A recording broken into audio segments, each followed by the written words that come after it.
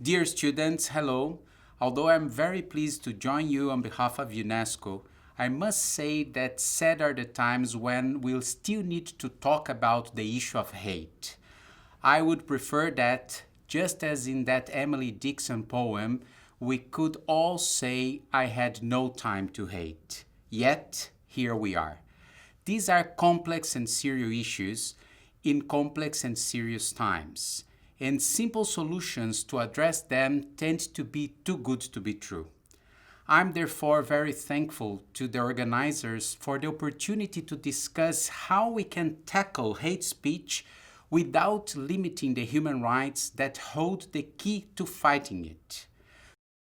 Throughout the history of human rights violations and atrocities, we see a common pattern. Perpetrators first dehumanize those groups whose rights they wish to violate. They didn't torture women in medieval ages, they tortured witches.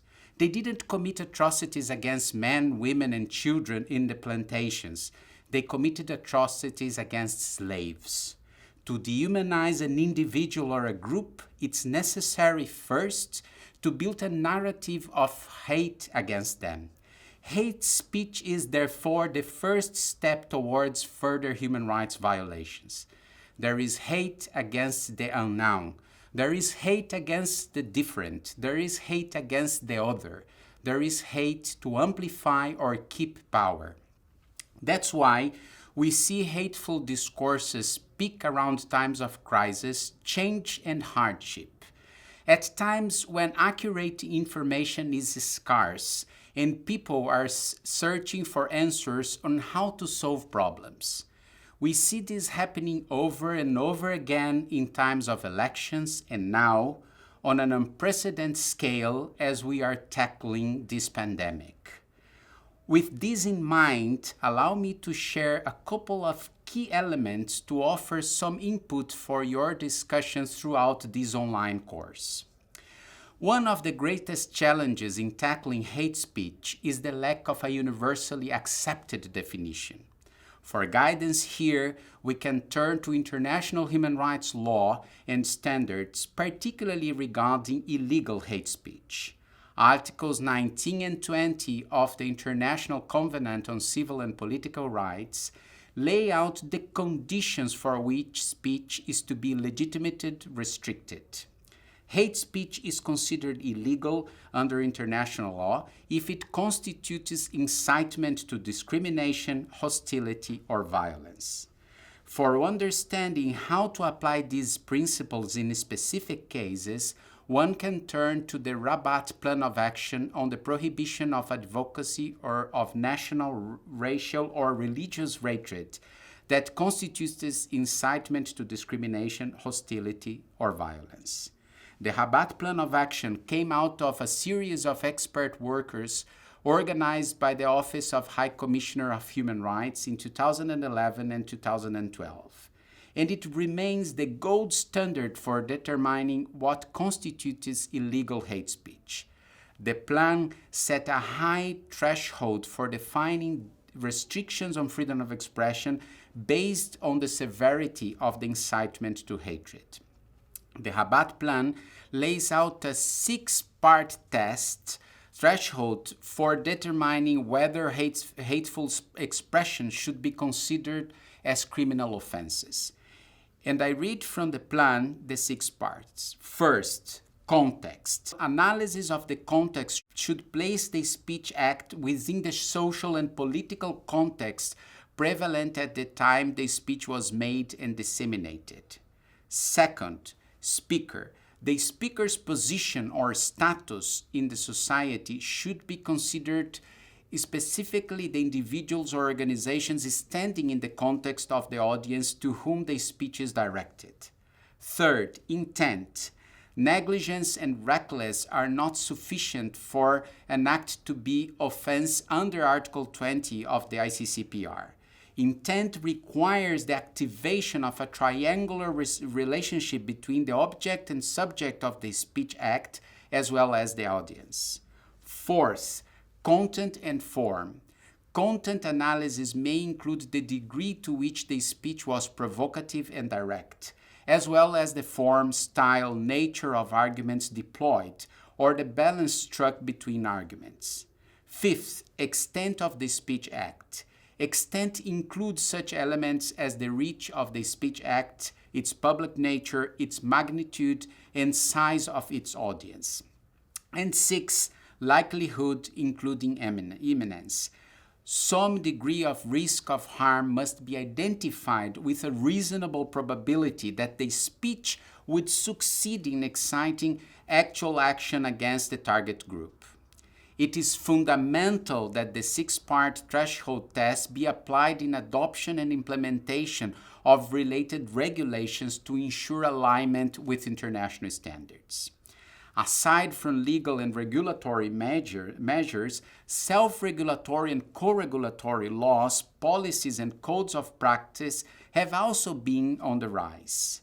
When considering the massive scale of the problem of online hate speech, including recent cases that have incited offline violence, there is growing consensus around the need for large internet companies to do more to combat hate speech. On social media, the speed and scale of the spread of hate speech has led companies to increasingly turn automated process and artificial intelligence for content moderation. While it is important to ensure a so-called human-in-the-loop approach, the COVID-19 pandemic and the stay-at-home orders that accompanied it led many companies to rely even more on technological solutions. Yet, greater transparency into the use of such automated process is needed. This is particularly important as distinguishing between content that should be legitimately removed requires greater nuance and context than what algorithms can guarantee. A so-called human-in-the-loop approach, therefore, is needed. More widely, these companies and all other actors working in this area should commit to a human rights-based, open, accessible, and multi-stakeholder governed internet. This is in line with UNESCO's framework of internet universality. So, what can we do? Curtailing harmful content through blanket regulations or automated processes is tempting, but rarely the best approach. Such general regulations are blunt tools that often directly backfire against the very groups that are targets of hate speech and that we are trying to protect. Infringing on the right to freedom of expression is a very dangerous path to enter. The UNESCO's report Countering Online Hate Speech finds that laws and regulations on this topic risk being overly broad and that social and no-regulatory responses may often be preferable to legislation. Recommendations on that study include developing early warning systems and methods to distinguish among different typologies of speech, coordination of members of civil society to address emergent threats that connect online hatred and violence offline, and media literacy campaigns and initiatives aimed at preparing users, empowering them to interpret and react to hateful messages. These approaches inform the work of UNESCO, which is the UN agency with a mandate to promote both freedom of expression and quality education for all. Our work in countering hate speech also falls within the framework of the UN Strategy and Plan of Action on Hate Speech. As the Plan of Action emphasizes, the most effective method for countering hate speech is through more speech, not less. One example of UNESCO's action in this area is through support to media and their commitment to professional standards and media self-regulation, including through press and media councils. Secondly, UNESCO reinforces the critical thinking of citizens through piloting media and information literacy in schools and youth organizations. An important part of building young people's resilience to discourses that seek to stigmatize, divide, and threaten the stability of our societies lies in long-term education policies. In this respect, UNESCO promotes global citizenship education to reinforce young people's commitment to peace, human rights, and the values of democracy. A further area of combating hate speech while respecting human rights is through UNESCO Judges Initiative, which was empowered more than 17,000 judicial operators across Latin America and Africa. This has given them the knowledge to make rulings with international standards, for example, applying the 6-part threshold test laid out in the Rabat Plan of Action. Dear students, I hope that these remarks will add some reflections for your discussions throughout the remainder of the course. In your discussions on online hate speech, I invite you all to keep in mind the words of Martin Luther King Jr. Darkness cannot drive out of darkness.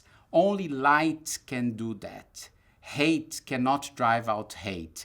Only love can do that. Thank you very much.